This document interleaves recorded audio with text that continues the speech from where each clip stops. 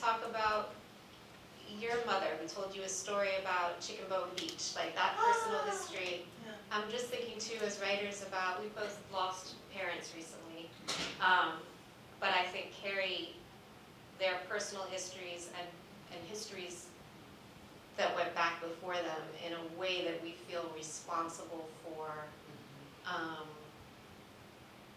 documenting in our work. Would you talk about Chicken Bone Beach? Sure. It's so funny that you mentioned that. So my mother died a few months ago. So sometimes I tear up. Don't worry. It's just, you know, I'm grieving. I have been blessed with a great love, and so now I have a great sorrow. My mother was born in 1933 in Philadelphia. I make a joke that we're 100 years of Philadelphia in my family.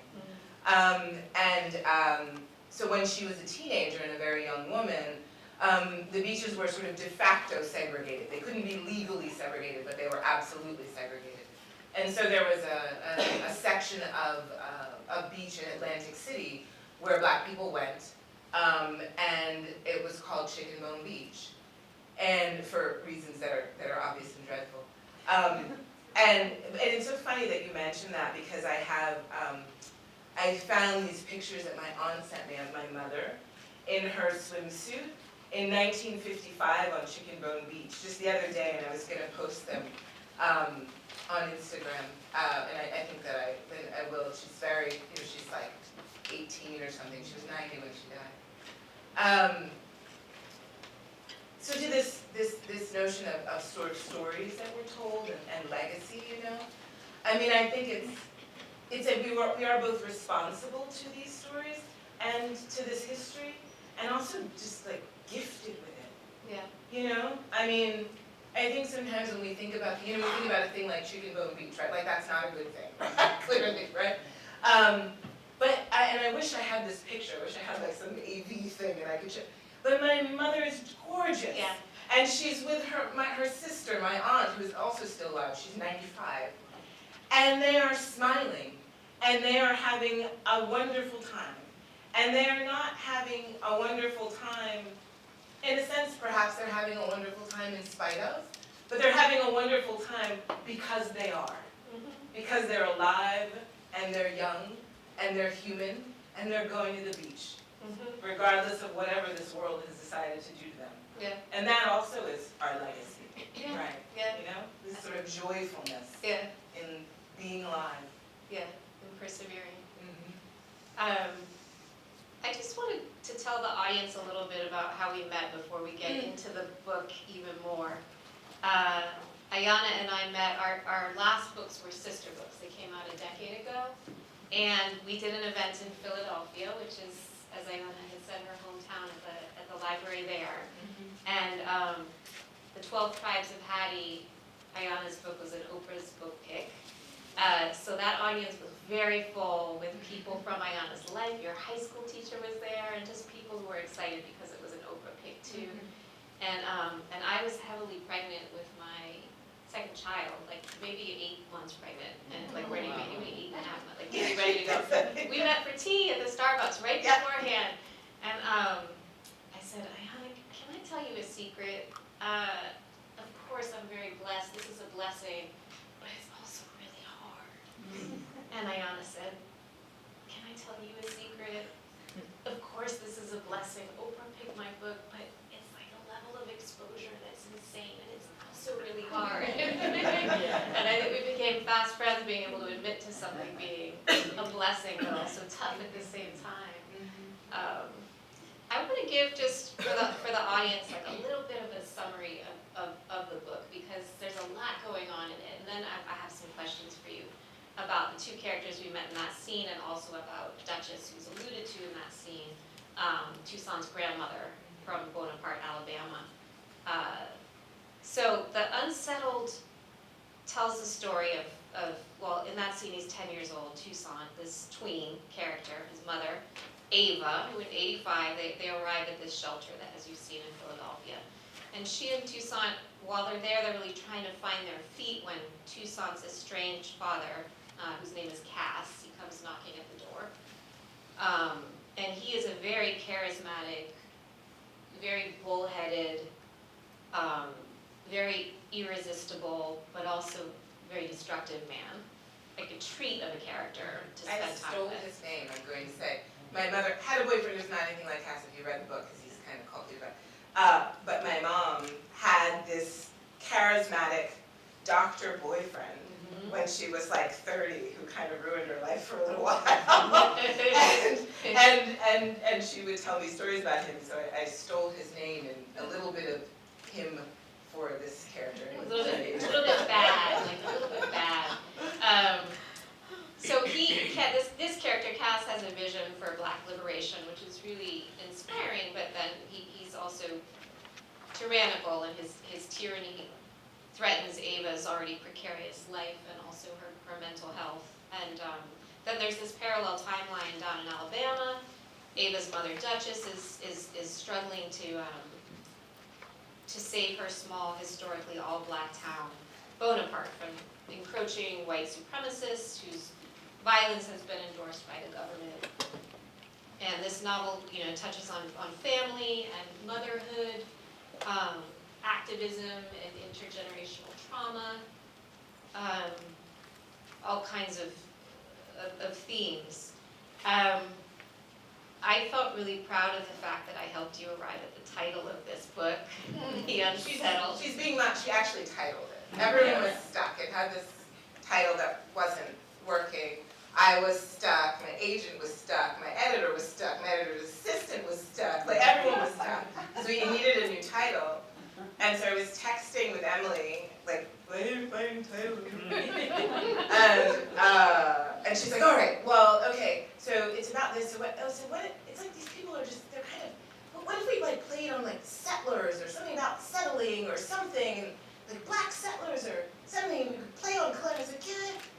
And we were going back and forth, and this takes place in like 8 minutes. And then finally she's like, what about the Unsettled? And I was like, damn it, Emily.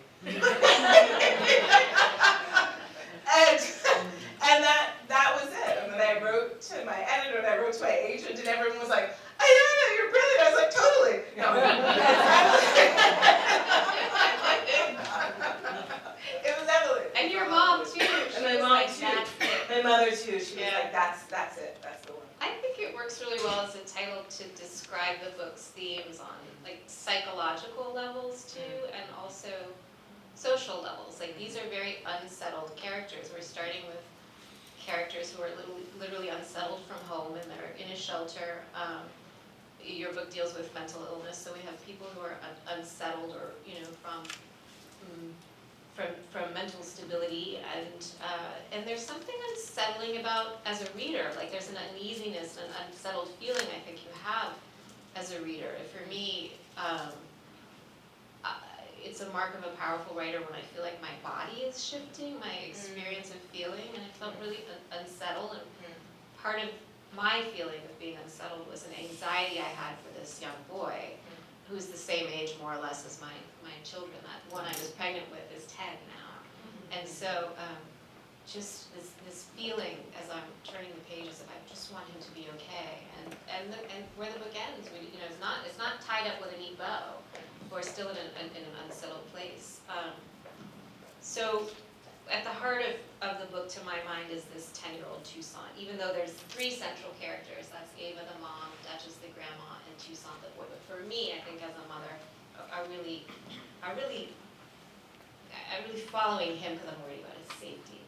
But I wondered, how was it to be writing about, for you as a writer? Was it hard writing? I mean, I know that it was. Given that it was hard writing about a child in precarity, how did you keep sitting down in the chair and having him in hard circumstances? How did you keep going?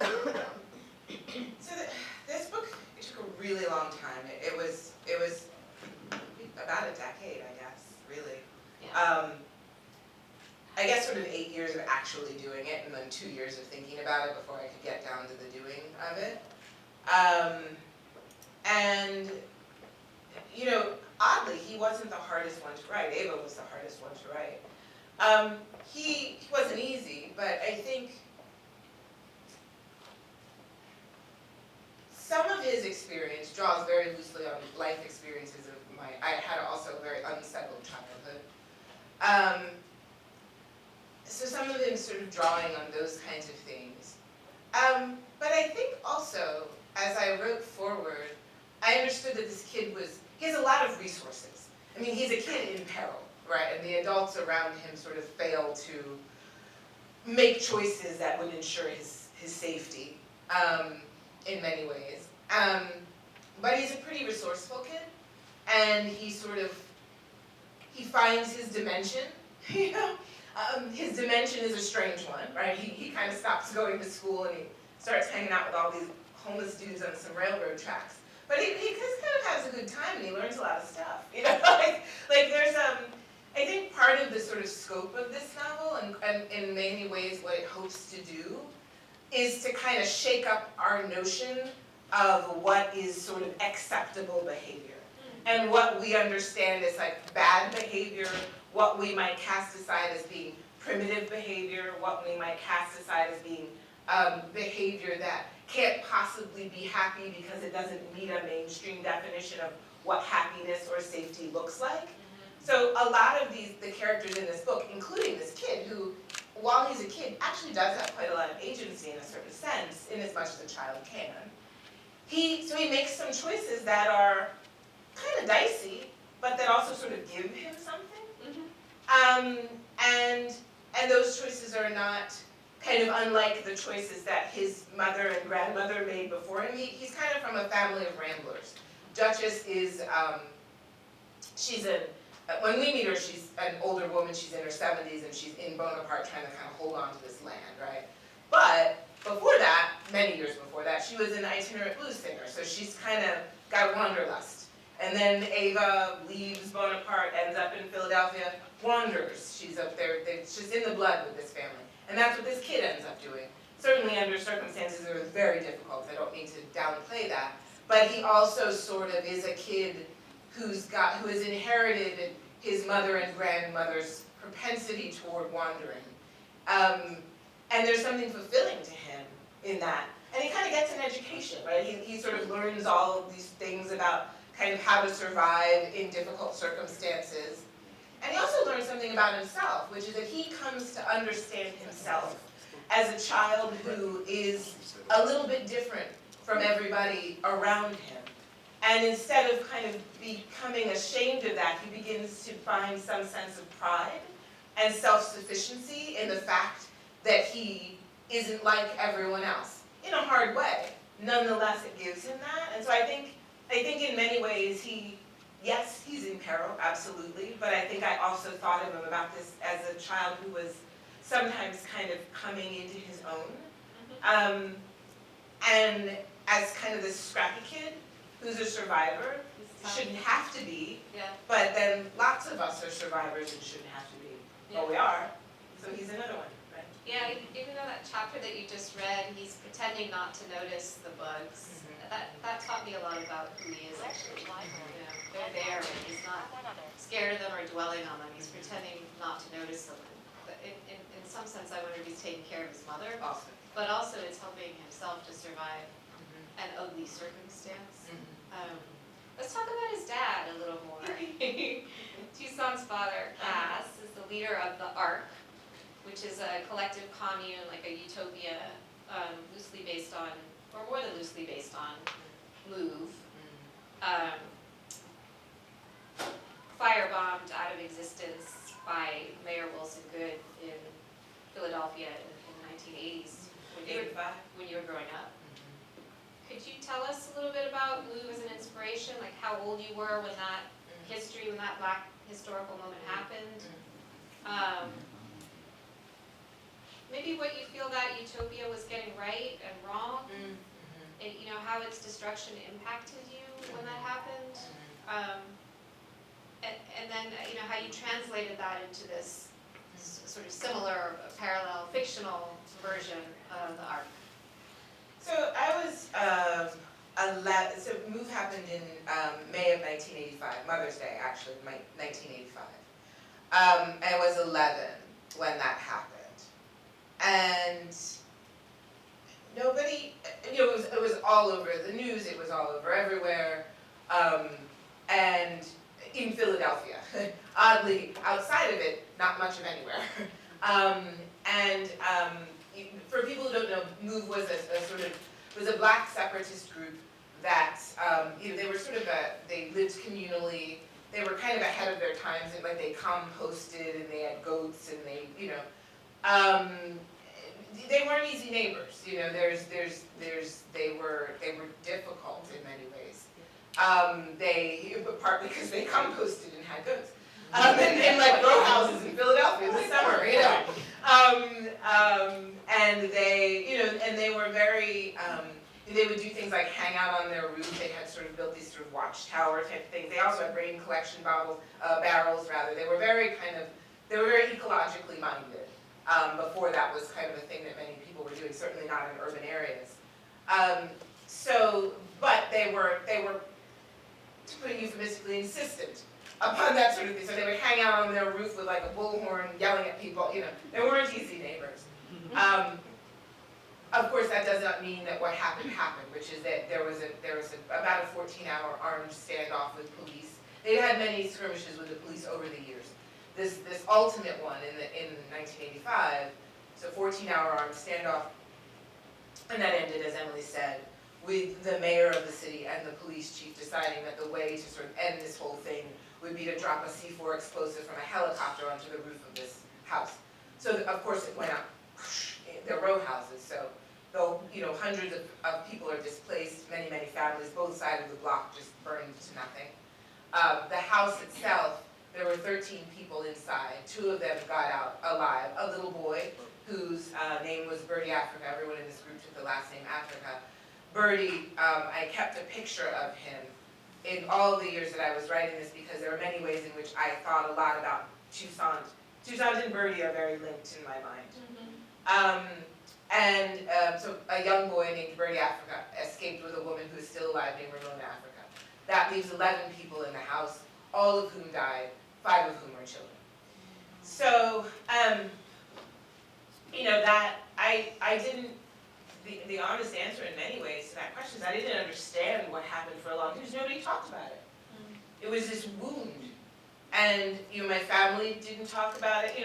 We all watched, kind of rapt, like what's happening here. And I knew that something very, very wrong and very, very bad had happened. And that was the consensus in the family, but nobody sort of exfoliated what or why or how. So it stayed with me, obviously, and it stayed, if you're a Philadelphian, it can't not stay with you. I mean, it's just, if you were alive at that time, it is, And so, when I went to write this book, at first I thought I would sort of kind of tell that story. And then I realized that I didn't feel that it was mine to tell, sort of exactly. It was too raw, it was too much of a wound. Is that Deshawn? No. Oh my goodness, it is. Hi, Deshawn. Hey, I'm sorry. Anyway, so I thought Deshawn is my former student who also has a book out right now, well, came out a year ago called Decent People, and it just came out paperback, and it's on paperback row, and he's really very wonderful. Now he's there he is in the sweatshirt with the white t-shirt. Anyhow,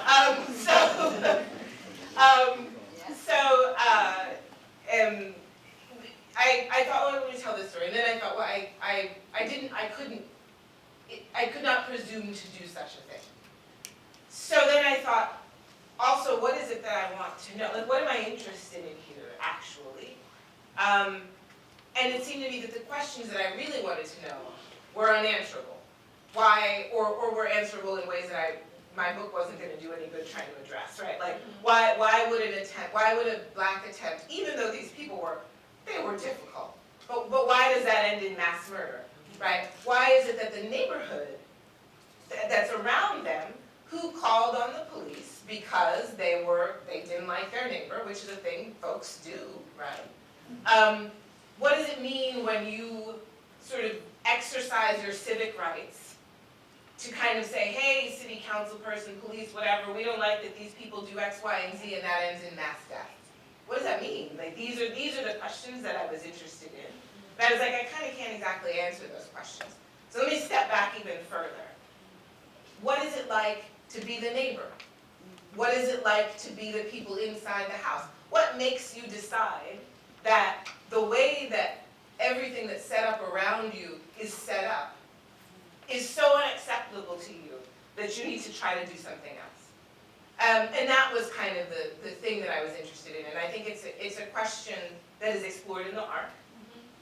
Because the Ark is this kind of alternative community. They live communally. Cass, who I said I borrowed, sort of stole from my mother. He's a doctor, so he wants to sort of set up this health clinic. He doesn't believe in sort of the healthcare system as it exists, so it's this free clinic. And so that all these people are attempting to sort of live outside of the systems that they have been born into and that seem to dictate everything. And they're also, I think, in a mirror with Bonaparte, which is also a place, as I said, in the Deep South, with this Black incorporated community. That's also a place where folks decide, we can't live, we can't be safe, we can't be free, we can't be anything in the world that we have been born into. So let's try to make something else. And that's what's happening in art, that's what's happening in Bonaparte. And these are sort of obviously explored through a very Black lens, because I think Black people are often very attuned to the ways in which, for obvious reasons, right, are very attuned to the ways in which the world that we've been born into is corrupted, not working, violent, et cetera, et cetera. But I think also, not but, and, I think it's a very American question, right? It is a question for better and for worse that sort of, it's a pilgrim's question, right? Like the question of, if the systems into which you are born do not work and do not serve you, can you make something else? Can you try to make something else? And I think that became the question that I was sort of interested in. And what does it look like? How does it function? Even on like a basic level, like how do you keep the lights on? How do you educate your kids? What do you eat? All of these sorts of things. You mentioned mirroring between Bonaparte and the Ark. You have these two representations of Black self-determination, both of which are like undone. In different ways, but there's a mirroring there. And you also have mirroring going on with what might be described as like neglectful parenting between these two mothers. Duchess, who produces Ava, and then Ava, who produces Toussaint. I think that this sort of way of having timelines in terms of structure is something that happens in a lot of Black literature. Like you will have a more or less a present, it might not be the actual present, but the present of the author in their childhood, maybe reckoning with the period of their parents' timeline. And so could you talk a little more about structure and your choices about mirroring in this book, and how that it's hard to do, right? Where do you spend more time, and yet it wouldn't have felt like an appropriate book not to have that prior generation, right? Or to only have the prior generation. In some ways, this is about an intergenerational relationship. So, yeah, how did you handle it structurally in terms of balance? And how did you think about mirroring as a technique to help you with structure? Yeah. I sort of make a joke that's basically the book is just like the same story twice. Yeah. Which in a way it kind of is, like the mirroring is so the biggest mirrors are, as we've just been talking about, are Bonaparte and Ark. There's also sort of the ways in which the kind of protagonist women's lives kind of mirror each other. I talked about how Toussaint becomes this kind of wandering kid because his mother is herself a wanderer. She left Bonaparte as things there began to become very difficult. She's sort of a great migration person, but also things just got really difficult. She's got this estranged relationship with her mom. So she left, and then she kind of wanders. She ends up in Philadelphia, but she kind of wanders around before she gets there. And then when she's in Philadelphia, she's sort of a bit pillar to post, job to job, relationship to relationship, etc. Her mother before her was an itinerant blues singer, so literally kind of like hopping trains with a guitar on her back, with Ava in tow. So there's this sort of constant mirroring. There are situations, I won't get too into the weeds, that kind of reflect back and forth across geography and across time. And it seemed to me that was, it became apparent that was really necessary for this book because, as you said, it isn't the story of one thing or the other thing. It isn't the story of Ark in Philadelphia, nor is it purely the story of Bonaparte in Alabama.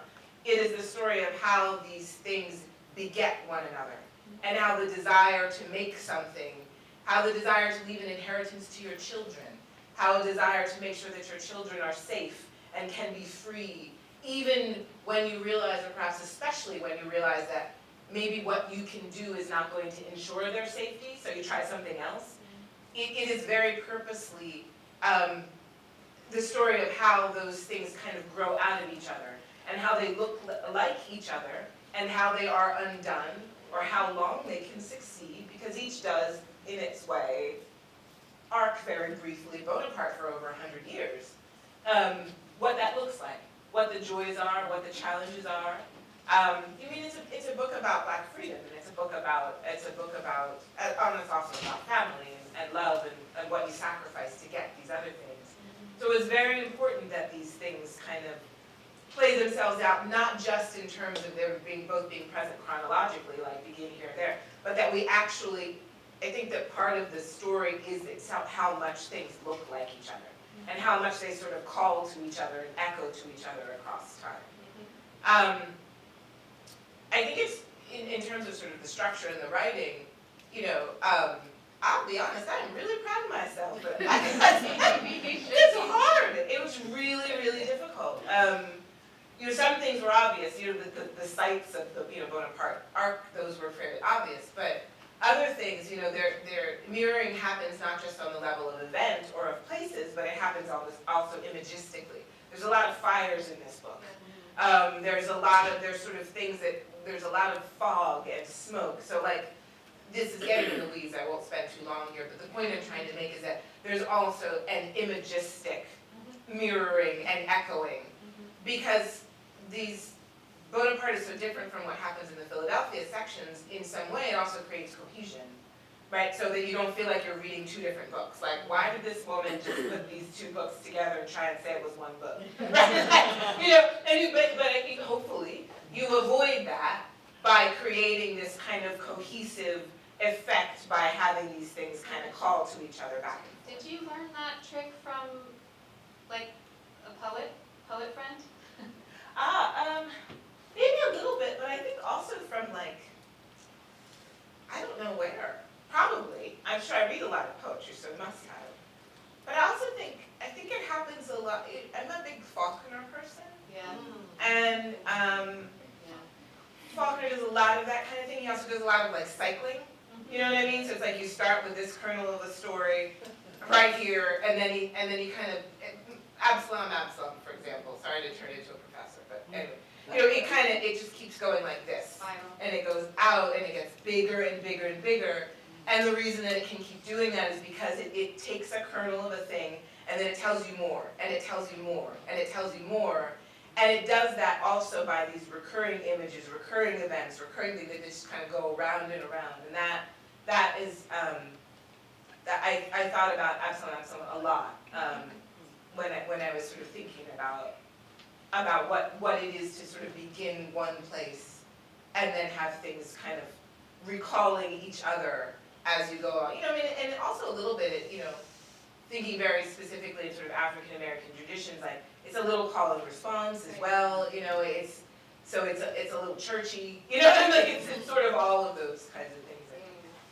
How did you do research for Bonaparte? Bonaparte, I know, is based a lot on Gee's Bend, Alabama, a place people may know of because of the quilts of Gee's Bend. What kind of research did you do to flesh that? Because it's so beautifully fleshed out in your book. So I spent some time in Gee's Bend, which was very helpful. I mean, it's a remarkably beautiful place. Like it's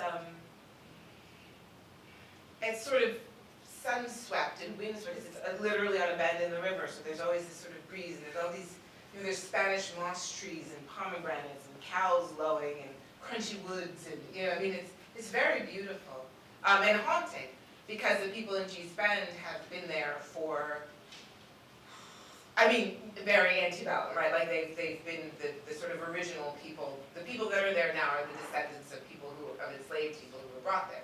And they even have last names. There's these kind of 5 or 6 last names that many of the families in Gee's Bend have. So there's these cemeteries that are from, and these kind of old schoolhouses that are sun bleached with these with little salamanders all over the place, and they smell. They have sort of a hot smell, It's very beautiful. So spent some time there. And then spent some time researching and thinking about Black utopic communities that may not necessarily have been called that at the time, but in fact were. There are many of them all over the South. A lot of them sprung up during the Reconstruction. Most of them don't exist, though some do. And some of them have incredible names. There's a place that's called the Kingdom of the Happy Land. Don't steal it, anyone. I will know that it entitles something that if I see anybody who stole the Kingdom of the Happy Land, I'll find you. I was talking to Emily though, February.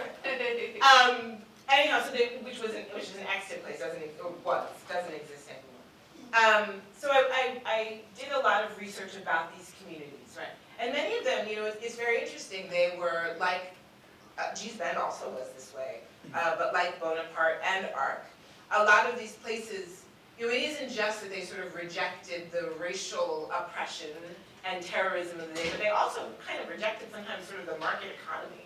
I mean, they had cooperative economies, they pickled stuff, they built stuff, they had little kind of mini factories where they produced things, sold them, and then the money kind of went back into the community, right? Or certain amounts of the money was sort of portioned to individual families, but then the rest went back into the maintenance and running of the community, which is the case in both Bonaparte and Arc. Yeah. And I was really interested in those aspects of sort of a kind of wholesale rejection of really just almost about as much as you could reject.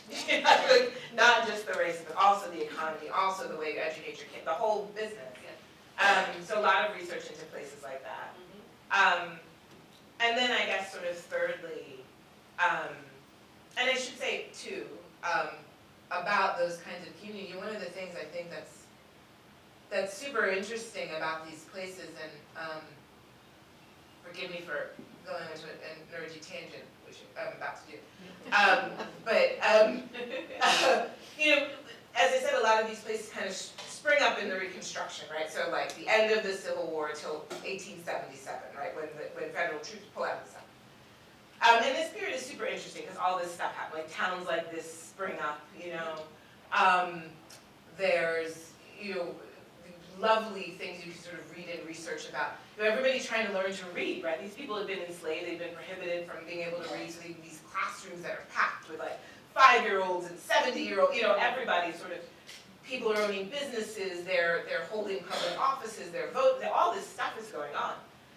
And the South really, there's this renewal among Black people, but I will argue, in as much as we are all, for better and for, Lord knows, sometimes for worse, we're all connected here. And so when the head begins to heal, the body can heal. The Reconstruction is also a period in which there is a possibility for the body to heal. The body being the United States. But then, it's 1877, federal troops pull out, Plessy versus Ferguson, it's over. It's over. No more slavery, Jim Crow, for years. And one of the things that was interesting to me about this, and one of the reasons, aside from the fact that MOVE happened in the 1980s, one of the reasons I was interested in setting this book in the 1980s, and this does, I swear this relates to community.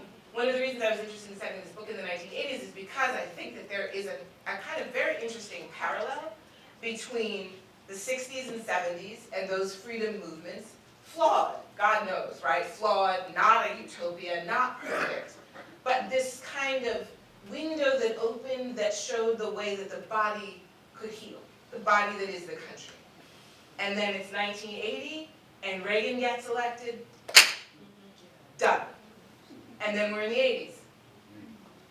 And so there's this kind of like, there's something very interesting about the fact that these communities spring up during the Reconstruction, and that, which Bonaparte kind of is one of those. It becomes incorporated, at least during the Reconstruction.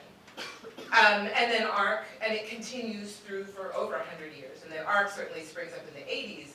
There's something very interesting to me about another mirror or parallel about the ways in which these time periods, the Reconstruction and the 70s, kind of happen, then end so abruptly at the, in 1877 and then in the modern case in 1980, and what that might do to communities, what that might both spur them to and inspire them to reach for, and how it also might destroy them or hurt them.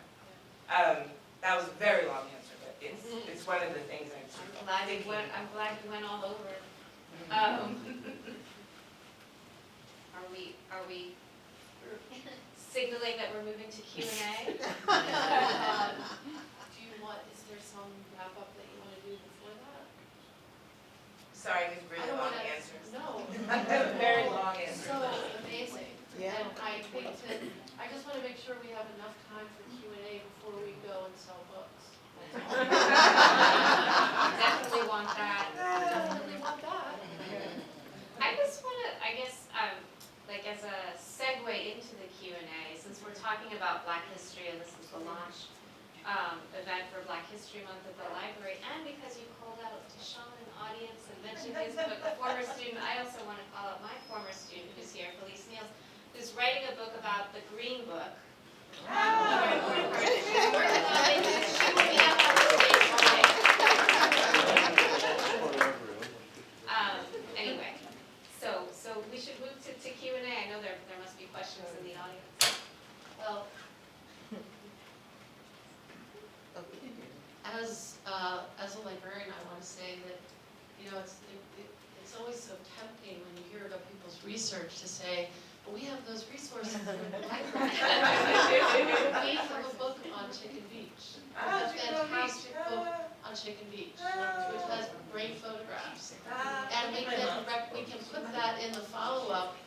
I'll send a follow-up to everybody who registered for this program, and I'll be sure to include it. And we also have books about Gee's Bend, which are particular favorites of mine.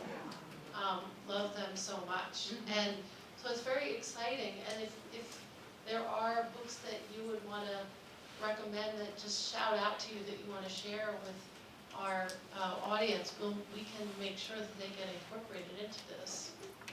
And okay, so that all aside, who wants to ask a question? I do.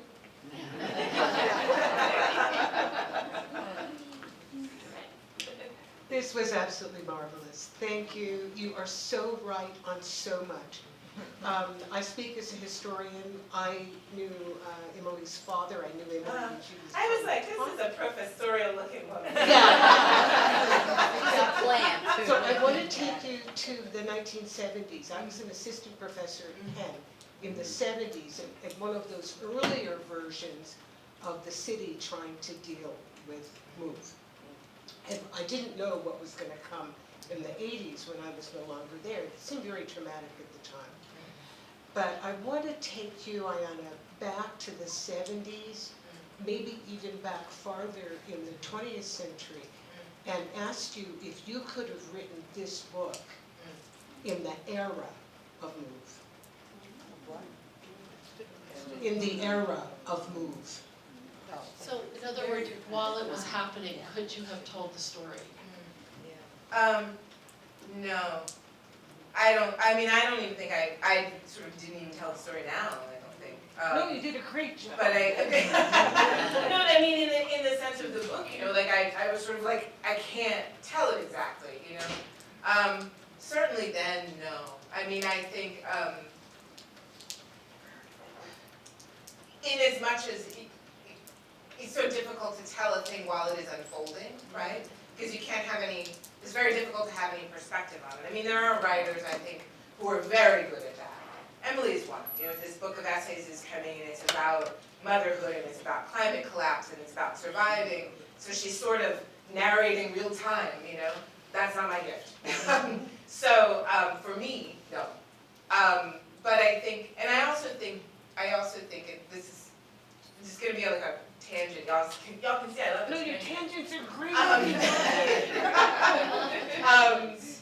You know, I think that the 80s sort of set the stage for where we are right now. I mean, right, like in many, many, many, many ways. Politically, economically, in terms of the zeitgeist, you know, like they really are like a stage-setting decade, which is interesting that we don't really think about them or talk about them in that way, which I think is odd, but they are. And I think that, I hope that, that some of that is sort of in the DNA of the book. Like, I hope that that kind of comes through in some way. Certainly it was in my mind. So, but if you're trying to write about a place or a time in its own moment, you can't know yet what it's setting the stage for or how it might influence a thing. Because in my mind, I think I'm always sort of, I'm writing a book that's set in the 80s, that is ostensibly about the 80s, but everything that I bring to it is sort of from right now, right? So it is informed by a backward, not backward, that's a bad word, but it's informed by looking over my shoulder from now. And hopefully, if it has any depth, that is kind of what some of that depth is coming from, and I don't know that that could have been achieved in that moment, if that makes any sense. Wonderful. Good answer. Great answer. Great I know, question. that's a tough one to follow up on, but who is going to be brave and ask the next question?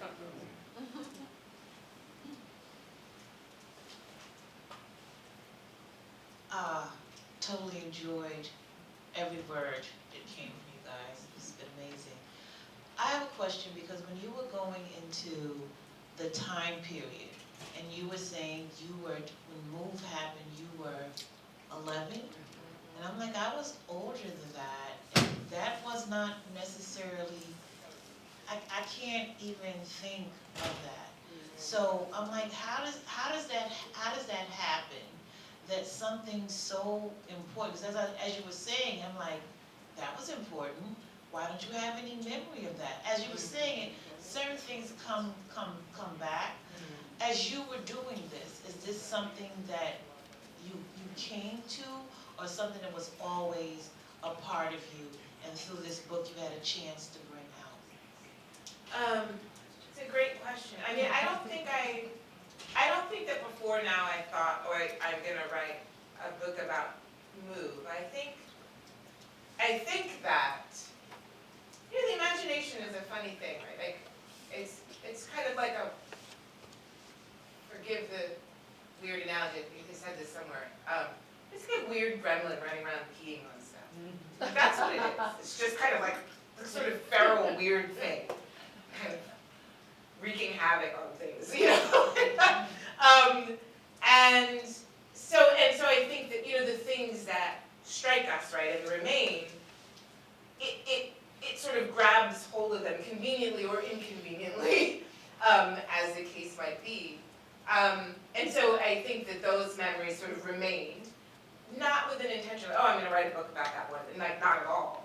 But I think it was in there, and then the weird little gremlin kind of grabbed it and was like, well, what about this? Because I think one of the things that is my biggest interest always is, and some of this is from my own sort of experience of having grown up very poor, having grown up in, which I say very proudly, like I reject all narratives of overcoming. I am as much what I ever was, say, a river, right? It's not like I leapt into something new. Thank God, that's very proudly a poor black girl from Philly. And I think, so I'm always sort of like, what does it look like for people who don't live in the mainstream, right? Who can't live there, don't live there. What does it look like to tell those? Those are always the stories I'm interested in. What are the challenges? What is the pain? What are the fears? Also, what's the joy? What's it like to kind of, on your own terms, be like, I don't belong to that. I belong to this. It's a joyful thing. It's proud. It's improvisational. All these things. This is all, I'm always interested in that stuff. And then so somehow, the gremlin, who's like, well, we have to make a book out of this, right? So the gremlin, runs around in your psyche and latches on to stuff. And then the gremlin was like, this move thing, but you always, that was always what, does this have anything to do with your sort of marginal obsessions? And I was like, no, it doesn't. And the gremlin's like, it does. And so there you go. That's a weird answer to your question. I love the idea of the muse as a gremlin. Well, but you were gonna ask a question. No? Okay. Well. Sorry. Oh, no, that's okay. I love your works. I mean, I still have the 12 Tribes of Hattie, and it's in a frame, actually. Oh, that's lovely. Thank you. I like your glasses. Thank you. I'm loving your outfit, but okay, that's a whole other conversation. I want to ask you, what would be on your nightstand, fictional work and maybe a nonfiction work that you think would be a must-read for us? Good question. Oh, that's so hard. That's going in my follow-up email. Email. That's hard. Let's see. Pressure. Emily's book, for sure. I'm writing, this is all gonna sound really grim. So I write I'm writing a series that Alice mentioned for the Times. That's sort of about the impact of various kinds of religious ideas on contemporary American fiction. And it's sort of divided into these categories. And one of them is the one that will be out on apocalypse. And so I'm reading an amazing book by a theologian named Catherine Keller called Facing Apocalypse. She's a fantastic writer. So it's, I'm in divinity school, so I read a lot of these, and sometimes you're just like, ugh, because it can be very dry. She's a terrific writer, so it's pretty amazing. My nightstand has it's like sort of falling over with books that kind of get cycled through. I also really recently finished The Candy House, which I think is a kind of a must-read. It's Jennifer Egan. And for some reason, everyone read like everything else by Jennifer Egan, but it feels like people didn't read The Candy House, and it's a tremendous, tremendous novel. And what else am I reading? I just reread, everyone knows this book, but if you haven't read it, I forgot how good it was. I'm rereading Salvage the Bones, Jesmyn Moore's Salvage the Bones for this series, and I hadn't read it since probably a year or two after it came out. And I read it again, and I was like, well, damn, this really is, it's kind of better than I remembered it being. So yeah, that's kind of all over the place, but yeah. Can you repeat that, please? Oh Lord, I don't know. Salvage The Salvage the Bones, I thought you wanted the whole list. I promise I'll send it. Salvage the Bones, it's by Jesmyn Moore. And Catherine Keller? Oh, Catherine Keller, so it's Catherine with a C, Keller with a K, and it's called Facing Apocalypse. I'll wait for you. Someone else? It's much more uplifting than you think it is, actually. It's actually an incredibly hopeful book about grief and mourning and inhabiting the place where we are as a place to get to something better. It's actually really beautifully written and actually a very hopeful book. Thank you. Could you just talk about Cass for a minute? Was Cass a scoundrel? Was he a person with some spiritual guidance? Can you talk about him? Sure. So he's the leader of ARC. He's Toussaint's father, Ava's kind of ex-lover with whom she is enthralled, to put it mildly. He's kind of written to be, as a lot of things are in this book, things are absolutely real, but then there's a slightly fantastical edge. Like he doesn't look like anybody could actually look. Like he's like really, really tall. He's kind of the same color all over. Like sometimes he's described as wheat colored, sometimes he's described as lion colored, sometimes he's, so he's this sort of amber dude. But he's like super sexy and he can build things and heal people and etc. Right? Super charismatic, the whole business. But he's also, and politically, I think he's mostly right about damn near everything. I mean, there's not much he's wrong about. But his motives, I think, have more to do with power and disillusionment than they do with love in a certain sense. And he's a little bit too interested in vengeance, and it sort of ends up kind of polluting the whole enterprise in a way. But I think the other thing about him, which was important, I liked the idea of sort of having a villain, kind of, because I guess if there's a villain in the book, it is sort of him. But I wanted it to be a complicated villain. I wanted it to be someone that you could kind of be like, yeah, no, he's totally, and I think you side-eye him a lot because he does a lot of side-eyeable things. Clearly, like he's a little bit abusive, he's kind of a demagogue, he's got a lot going on. But he's also, I think that if he could have found some way to get out of the direct path of his own pain, he might have been able to be good instead of being essentially bad. Thank you. I actually have a question. I hope I'm not hogging the limelight too much. I'm just really curious. So here you are, you're this writer, you're quite a successful and acclaimed writer, and you've chosen to enter divinity school. And I'm just wondering, what is the relationship there? And how is that informing your work? I assume it must be. And how did your writing lead you to there, or what's the story? So I grew up in an extraordinarily conservative religious household. And I left the church when I was in my teens. But it never left me. The ways in which the religious tradition in which I was raised answered the big questions about life. What do we die? Why do we die? What is suffering? What is life? What is supplication? What is pain? All these questions. I don't like any of the answers for the most part. And they are answers that, I'm gay. Like they're answers that are sometimes very weaponized against me, right? But the questions and the way that the questions are posed, and the ways in which I should backtrack, actually. My church tradition answered the questions in ways that I didn't like. Its source document didn't necessarily, right? The source document being the Bible, right? Like that literature is actually a literature of metaphor and opening, with some places where you're like, oh no, that's just really bad, right?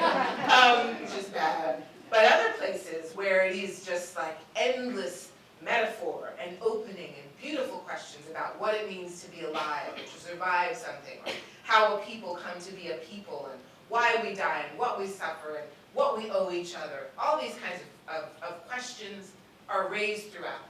And so the ways in which those questions were posed, that is also, I think, kind of what never left me. Along with, I think, to some extent, the church tradition itself. Again, the answer's no, but we grew up in these conservative black church. My grandparents tithed to Jimmy Swagger, like, which now, he's dead, but sometimes I'm just like, I could just go and find that Jimmy Swagger, just smack him around until he gives me my grandparents' money back. But in any case, that's the household in which I grew up. For a long time when I was a teenager, I was like, so I was a teenager in early 20s, it's like, oh God, and these sheep, and nobody knows what they're talking about, and why do they do, this kind of, disparate, whatever, superior teenager, whatnot. But as I grew older, I was like, who am I?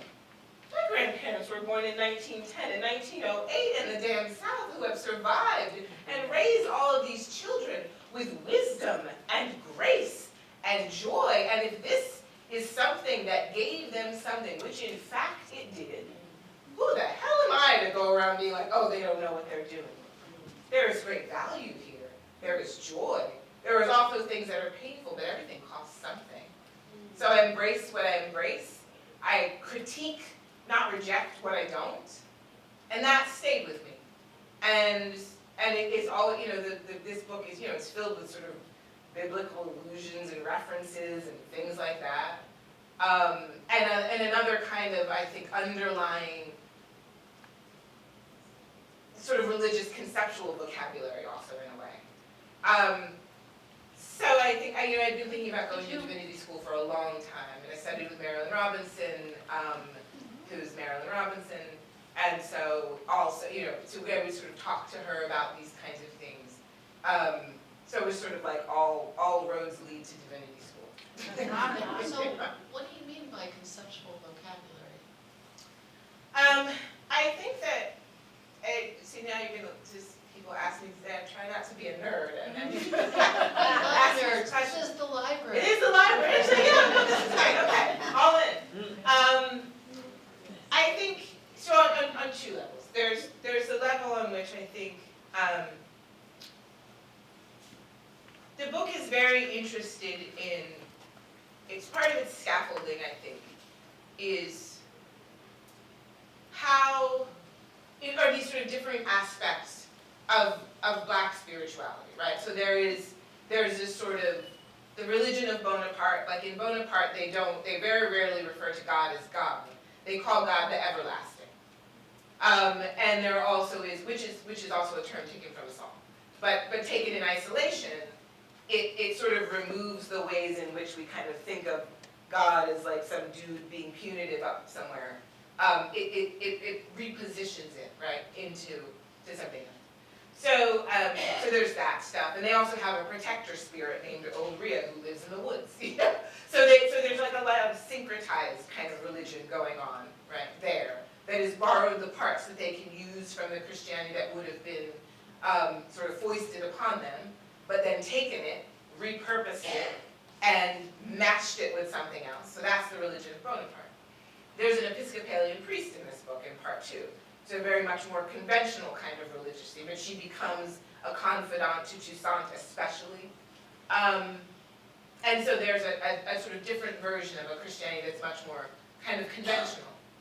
Then there is the kind of Christianity of Ava's ex-husband, Abemi, who was a very religious man, and also kind of a crappy dude. And he weaponized his Christianity against her. It became this very, So in some ways it is sort of, there's this kind of underlying, scaffolding I guess is the best word, because it sort of informs what people do, why they do it, how they do it, and the different ways in which they do it. So there's that. And then I think the other part, which is way more esoteric and nerdy, but you said we're at the library. So. We're at the library. I mentioned earlier that, when we talked about Toussaint, for example, that the ways in which he finds a degree of happiness, right? It's not total happiness by any means, he's a kid in peril. But he finds a degree of happiness, and some of that degree of happiness is found in a very unconventional place. It's also a little bit dangerous. And one of the things that I kind of hope to do here is that all of these people, every character in this book is looking for something, and sometimes finds it in a place where you might think they wouldn't. And in a place that the larger world might say, ooh, that's not a place to find happiness, that's not joyful, that's not acceptable. And so I kind of wanted to play around with that. To the religious stuff, I think, I'm always very concerned with the ways in which we come to reduce religious impulse to something that is punitive and to something that is purely in a very simplistic way about that's good, that's bad, that's punishable, that isn't. And there's a link there, to me, between people finding joy, happiness, their humanity, and a resistance of reduction to sort of punitive judgments about what people do. Resistance to reduction seems to me though it is not the Christianity that we see reflected back to us in many sectors, but the sort of understanding of a human being as a capacious thing that is a creature of God has to do something with, not with the resistance to reduction and the resistance to being punitive. And so many of the things that people do in this book and many of the ways in which these characters are conceptualized, they're conceptualized first and foremost as human, but also as resistance in those kinds of ways. And there is a link there. I know that was a very sort of roundabout answer, but to my mind there's a link between those two things. And that scaffolding and that sort of conceptual vocabulary, I think, has to do something with that. Also, just on a sentence level too, you're talking about the conceptual vocabulary, but also your actual vocabulary.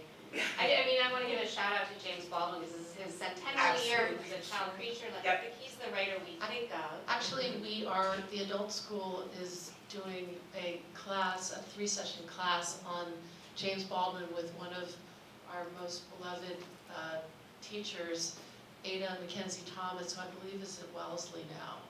And she's still teaching to us from afar. So if you're interested, that's available. And to me, I was just going to say, it's so evident when you read Baldwin, right, that he was a child preacher, that the tradition he's drawing from is biblical and prophetic in the way that he writes sentences. And I've often seen, Ayana, like your work, in criticism of your work, Toni Morrison is often named. I don't know how much, if ever, Baldwin is named, but I see too that, like, just as you were talking about mood being a kind of seminal event of your childhood that impacted your subconscious gremlin imagination, it's also very evident that you grew up with the Bible as an influence and a seminal text in terms of your actual vocabulary and on a sentence level. Yeah. Thank you for that. Someone else? We have time for a couple more questions. Let's take the opportunity while we have it. This was wonderful, wonderful, wonderful. I have a question, but it's not related to the book that you're here about tonight. It's regarding the 12 Tribes of Hattie. Is there any possibility that we might see this on the big screen? It ain't up to me. Talk to Oprah. You know, Yeah, you got Oprah's number, right? It would be amazing, but to see it there. But yeah, these are things over which I have no control. Alas. I just figured, you know what? You won't know unless you ask. It's out there in the universe. It's out there. Thank you. Some of these ladies are in my book club, so I cannot believe that they don't have something to ask. I've never seen Jelana not ask a question. Sorry. Seriously. I can say Barbara, I love your too. outfit. Red, yellow is my favorite color. Well, take it.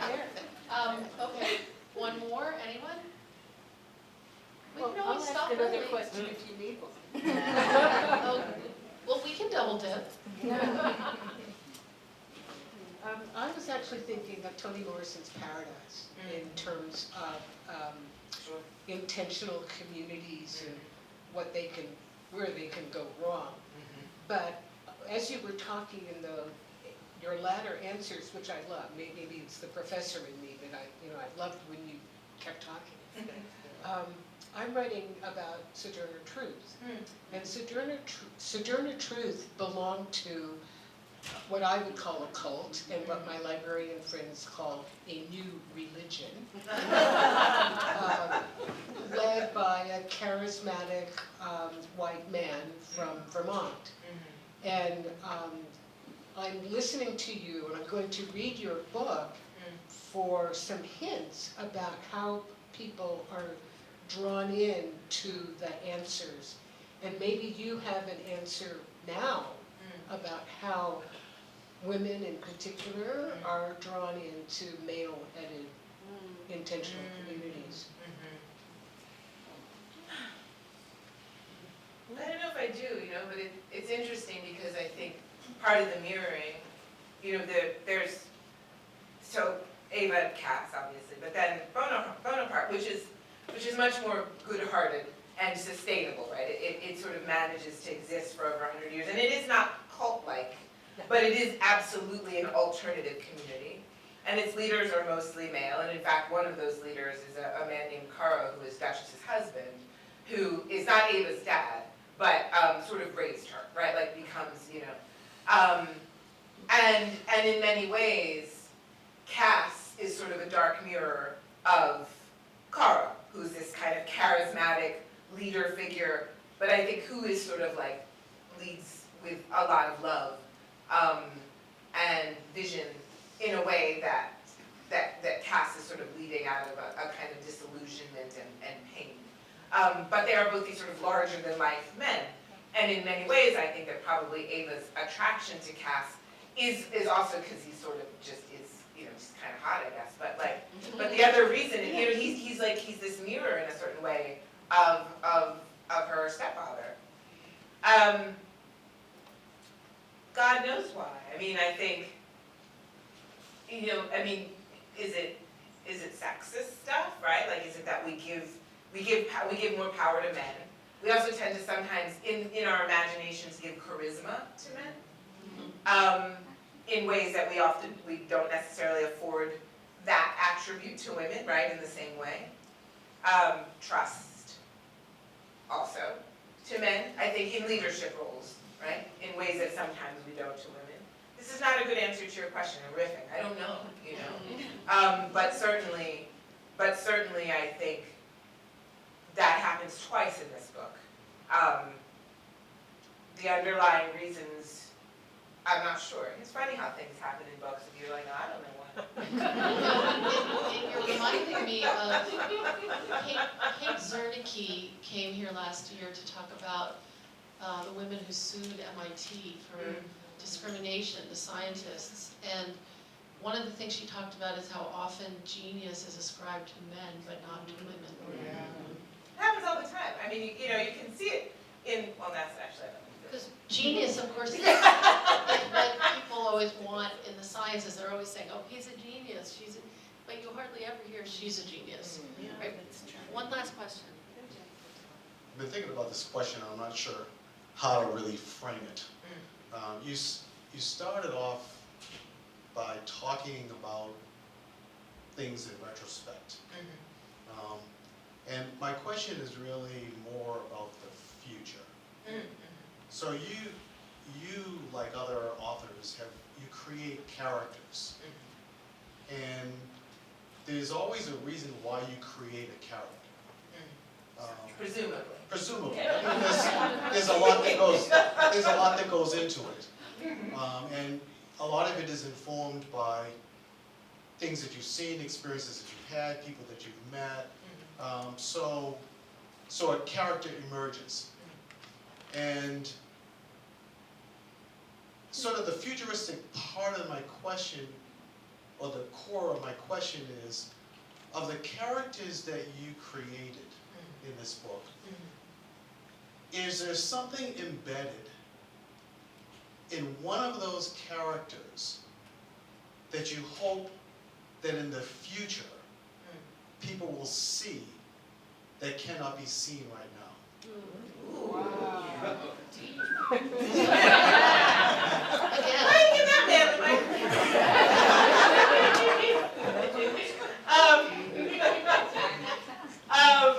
He's a genius.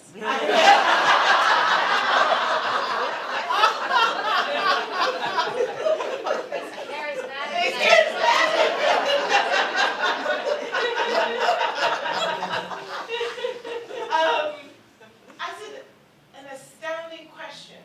And I think, so this sounds like, you're going to get one of my long answers. You shouldn't ask me because now you're going to get one of these kind of answers. But It's all good. I think, you know, one of the things that I didn't want to do, in as much as this is, so I guess this is a historical novel technically, because it's the 80s, which does not seem historical to me, but I guess, you know, I have arrived at an age. But anyway, but I didn't want it to be, and I hope that it isn't, a kind of mournful, backward-looking history. I think that it is a historical novel that is rooted in its present, that is in the 1880s. But that is also sort of looking forward, because as I said, I think about that period as a kind of stage setting for the now. So I think it's looking forward. I think that the novel coheres also around, and I'm getting to your, I think the novel, a lot of this novel is about inheritance. What can we leave to someone, right? And to the next generations, what can we leave to our children? That is the question that Ava has about Toussaint. It is the question that Duchess has about her own daughter, Ava, and then about Toussaint. So a lot of this novel is cohering around like what the land in Bonaparte, the experiment that is Arc. A lot of this is sort of directed at this poor kid, like heavy as the head, you know? There's a lot on this poor kid's shoulders. But he is in fact the future. He is, in this novel, as I said, it's a novel of mirrors. Toussaint is probably the only character that's not mirroring back and forth, except in his wandering. But in the rest of the ways, he isn't, because he's the future. And everybody understands him to be the future. I don't know if he does, poor kid, but everyone else does. And the novel, I think, does. So, when I think about what I would want people to understand about a future,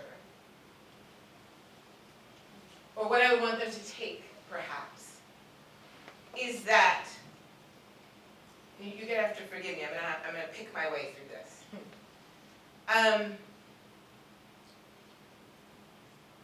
Toussaint is the future, but he does not understand that he is.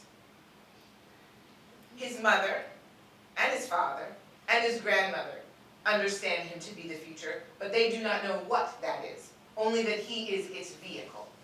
But everyone presumes that there is, in fact, a future. In this moment, real world, right, we're up against all of these crises, climate, political, you name it. We've come out of a pandemic, we've got all these sort of dead on our shoulders, right, we're grieving. It is very easy to think that the future is foreclosed upon, that it might not get here, that we know what it is, but we don't. I'm not trying to say it's not going to be rough, and I'm not trying to say that we don't have these problems, but I'm trying to say that there is a future. And I think that what this novel does, in a metaphorical kind of way, and I hope that maybe that's something that people take, it presumes a future in the face of the worst. These people's communities are being attacked, they are being, quite literally, they're being bombed.